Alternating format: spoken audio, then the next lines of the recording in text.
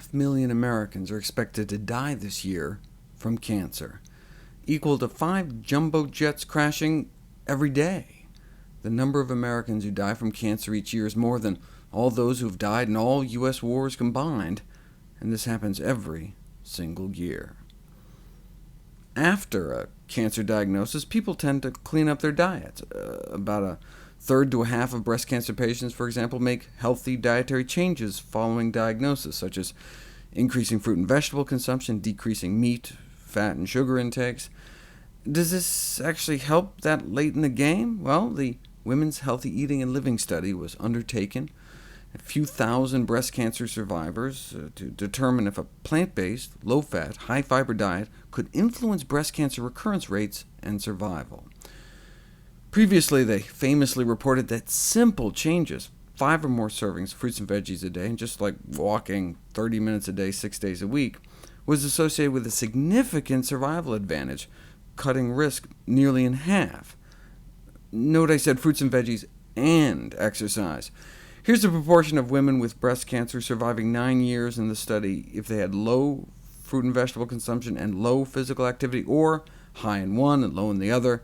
But here's the survival curve of those high in both. And it worked just as well in women with estrogen receptor negative tumors, which normally have twice the mortality, unless you eat a few fruits and veggies and take a few strolls. The high should really be in quotes. I mean, you could eat 5 servings in a single meal, and certainly walk more than like 2 miles a day. Imagine for a second you have been diagnosed with breast cancer. Imagine sitting in that chair in the doctor's office as your doctor gives you the news.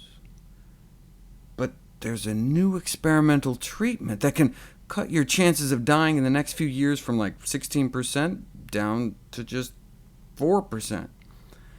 To quadruple their survival rate, many women would remortgage their homes to fly to some quack clinic in Mexico, would lose all their hair to chemo, but most, apparently, couldn't stand the thought of eating broccoli. And indeed, that's what the latest report from the Women's Healthy Eating and Living Study found. Fruits and vegetables may be good, but cruciferous vegetables may be better. For women on tamoxifen, for example, if one of their 5 daily servings of fruits and veggies was broccoli or cauliflower, collards, cabbage, or kale, the risk of cancer recurrence may be cut in half.